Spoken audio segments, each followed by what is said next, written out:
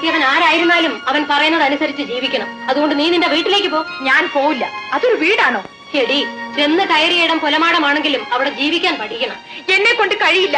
ഈ വീട്ടിലെ എച്ചിച്ചോറ് തിന്ന് കഴിഞ്ഞ ഒരുത്തിനെ ഞാൻ എന്റെ ഭർത്താവെ അംഗീകരിക്കില്ല. അവരധ്വാനിച്ചുണ്ടാക്കുന്ന ചോറ് നമ്മളാണടി ഉണ്ണുന്നത്. അവൻ എന്താ ഒരു കുറവ്? ഞൊണ്ടിയാണോ? കുരുടനാണോ?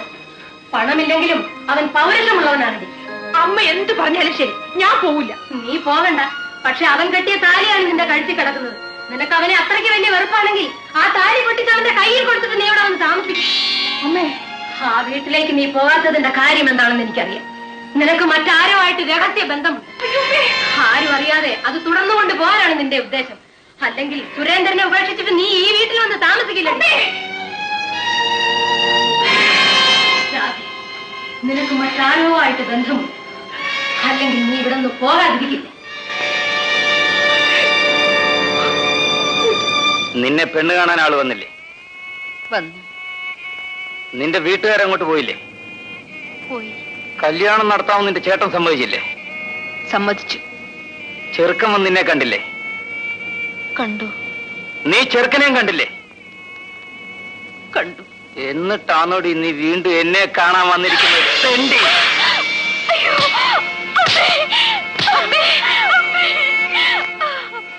എടി ദ്രോഹി!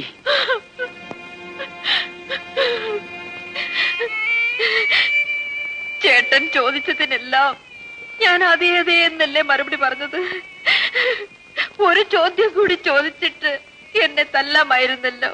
ഇത് കൂടുതൽ നീ എന്താടി ചോദിക്കാനുള്ളത്? ഞാൻ ആ കല്യാണത്തിന് സമ്മതിച്ചോ എന്ന് ചേട്ടൻ ചോദിച്ചില്ലല്ലോ. ശാന്തേ, നീ? ഇല്ല ചേട്ടാ, ഞാൻ സമ്മതിച്ചില്ല. ഈ ജീവിതത്തിൽ സമ്മതിക്കുകയുമില്ല ചേട്ടാ.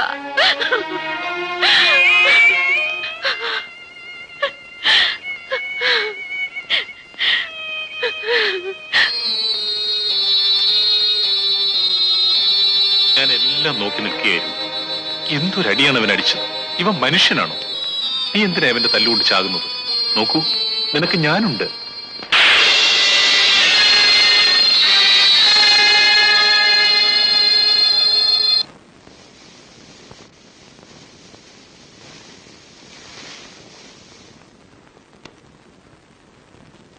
നിൽക്കൂ. എങ്ങോട്ട് പോകുന്നു?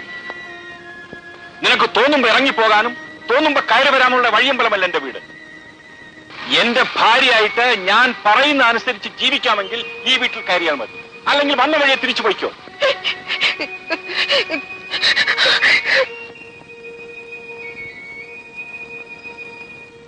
എന്റെ ഭഗവതി, എത്ര കല്യാണാലോചന വന്നു, ഒരെണ്ണമെങ്കിലും നടക്കുന്നില്ലല്ലോ. എനിക്ക് ചൊവ്വാദോഷം ഉണ്ടെന്ന് വെച്ചാ എല്ലാരും പറയുന്നേ. ശരിയാടി, നിന്നെ വളഞ്ഞിരിക്കുന്ന ചൊവ്വ ആരാണെന്ന് എനിക്കറിയാം. ഞാൻ അവനൊരു പിടി പിടിക്കുന്നുണ്ട്. അയ്യോ അച്ഛാ, അതാരാ വരുന്നേ? ഒരു കുടക്കീഴിലല്ല, ഒരു കൂരയുടെ കീഴിൽ ഞങ്ങൾ കഴിയാൻ പോവാ. ഞാൻ ഈ മാലപ്പിള്ളിനെ വിവാഹം കഴിക്കാൻ പോകും. വിവാഹം? വെറും വിവാഹമല്ല, മിശ്ര വിവാഹം. അയ്യോ മഹാഭാവം. എന്താ പാവം? എനിക്ക് മാല ഇഷ്ടമാ, അതുകൊണ്ടാണ് ഞങ്ങൾ മിശ്രിക്കാൻ പോകുന്നത്. ഈ കല്യാണം നടത്താൻ ഞാൻ സമ്മതിക്കില്ല. ഗേനും കുറുപ്പങ്ങനും കൂടി നടത്തും. നിങ്ങൾ എന്തോ ചെയ്യും? എന്ത് ചെയ്യാൻ? മാല നീ പേടിക്കണ്ട. ഇയാൾ എന്ത് പറഞ്ഞാലും വീഴുന്ന ഒരു വർഗമാ. ഇയാളൊരു മൂരാച്ചി. ഞാൻ മൂരാച്ചിയായിട്ടില്ല. അങ്ങനെ പിന്നെ അങ്ങനെ മാലയെ കെട്ടിയാൽ എന്റെ മോള് കെട്ടിത്തുറിച്ചാവും. അതെന്തിനാ? എന്തിനാണ് ഈ മാലയെ? നിന്നെ കൊച്ചങ്ങന്ന് മിശ്രിക്കാവെന്ന് പറഞ്ഞ പോലെ എന്റെ മോളെ കൊച്ചങ്ങന്ന് മിശ്രിക്കാൻ തുടങ്ങിയിട്ട് എത്ര നാളായെന്നറിയാവോ? അയ്യോ, ഞാൻ മിശ്രിച്ചിട്ടില്ല. ഇല്ലേ? ചോദിച്ചോളൂ, ഞാൻ മിശ്രിച്ചിട്ടില്ല. അച്ചോളെ, ദൈവസാക്ഷിയാണ്, ഞാൻ നിരപരാധിയാണ്. അതികളെ, എന്റെ മോളും കൊച്ചങ്ങനുമായിട്ടുള്ള എല്ലാ ഏർപ്പാടുകളും എനിക്കറിയാം. നേരം വരട്ടെ എന്ന് വെച്ച് കാത്തിരുന്നതാണ്. കൊച്ചങ്ങൻ എന്റെ മോളെ കൊണ്ടുപോകണം. മാലേ, ക്ഷമിക്കണം. പാച്ചോള പറഞ്ഞാൽ കേൾക്കാതിരിക്കാൻ. എന്നെ കേട്ടൂലേ? കേട്ടിയാതിന്റെ ഞാൻ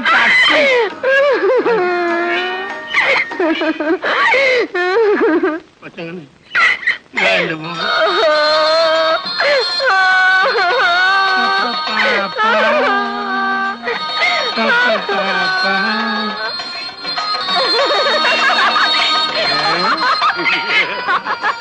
പാച്ചുള്ളേ അല്ല പാച്ചുള്ള മാവാ വാവളിക്കണ്ട. എന്റെയും സാവിത്രിയും കൂടെ കല്യാണം നടത്താൻ വേണ്ടി മാലയും സാവിത്രിയും ഞാനും കൂടെ ചേർന്ന് നടത്തിയ ഒരു നാടകമാണിത്. മിശ്ര വിവാഹ നാടകം. ഞാൻ പോട്ടെ. ഒരു മാല കഴുത്തി വീണപ്പം വേറൊരു മാല പോയി. അമ്മാവാ ഞങ്ങളെ അനുഗ്രഹിച്ചാലും ഞങ്ങൾ ഗൃഹപ്രവേശം നടത്തട്ടെ.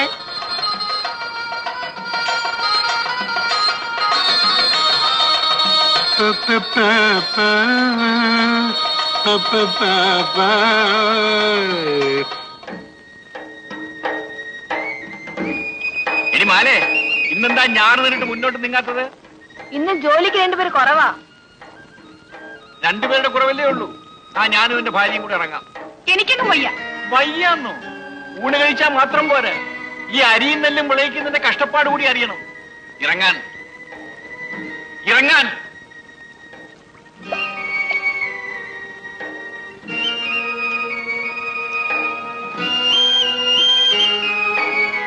ഇതാ മറ്റുള്ളവർ നടന്ന പോലെ നോക്കി ശ്രദ്ധിച്ചു നട. ഇറങ്ങ ഇറങ്ങാൻ.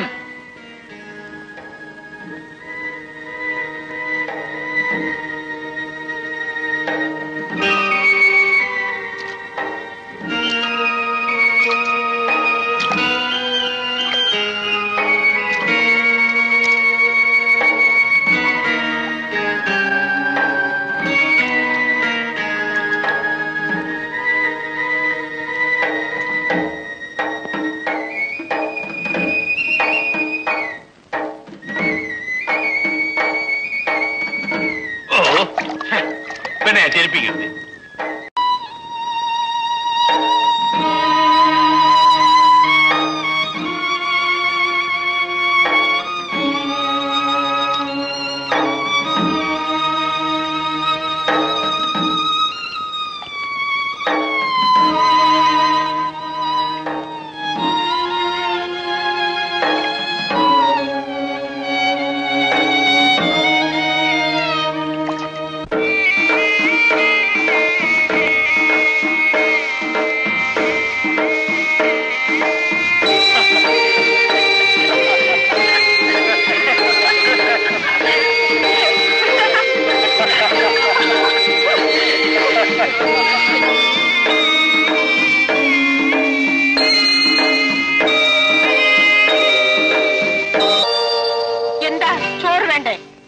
കഴിച്ചോളാം. നിനക്കെന്താ കുളിരുന്നോ? ഇല്ല. പനിയുണ്ടോ? ഇല്ലെന്ന് പറഞ്ഞില്ലേ?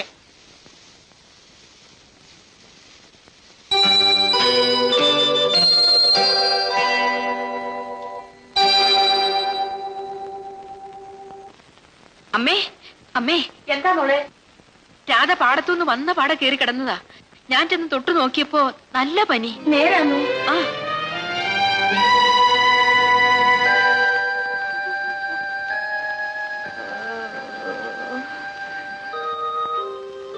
അയ്യോ, നല്ല തീ പോലുള്ള പനിയുണ്ടല്ലോ മോളെ.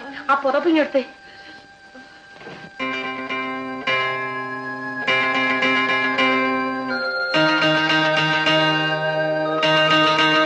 പാടത്ത് പോയിട്ട് ഇതുവരെ വന്നില്ലേ മോളെ? ഇല്ല. ഡോക്ടറെ ഒന്ന് വിളിച്ച് കാണിക്കാമായിരുന്നല്ലോ. മോളൊന്ന് പോയി ഡോക്ടറെ വിളിച്ചോണ്ട് വരാമോ? വേണ്ട, എനിക്ക് വേണ്ടി ആരും ബുദ്ധിമുട്ടണമെന്നില്ല. ഇതൊരു ബുദ്ധിമുട്ടാണോ രാധേ? ഞാൻ പോയി ഡോക്ടറെ വിളിച്ചോണ്ട് വരാം. എനിക്ക് വേണ്ടി വിളിക്കണ്ട. ഞാനിവിടെ കിടന്ന് മരിച്ചോളാം. എന്റെ അച്ഛൻ ചെയ്തതിന്റെ ഫലമല്ലേ ഞാൻ ഈ അനുഭവിക്കുന്നത്. അങ്ങനൊന്നും പറയല്ലേ മോളെ. ഇതെല്ലാം ഈശ്വര നിശ്ചയമാ.